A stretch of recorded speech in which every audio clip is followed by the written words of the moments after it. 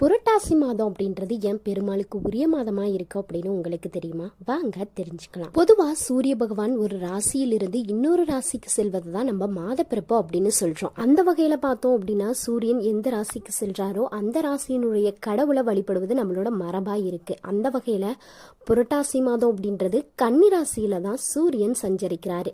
கன்னி ராசி அப்படின்னா அதற்குரிய கடவுளா புதன் பகவான் தான் இருக்காரு.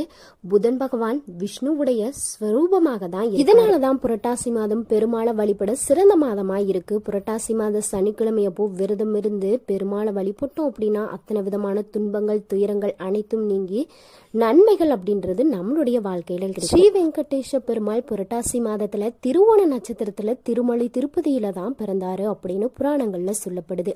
அம்பிகைக்கு உகந்த நவராத்திரி திருவிழாவும் இந்த மாதத்துல தான் வருது. அமாவாசைகள்ல சிறந்த மகாலய அமாவாசையும் இந்த மாதத்துல தான் வருது. நீங்களும் புரட்டாசி மாதத்துல பிறந்த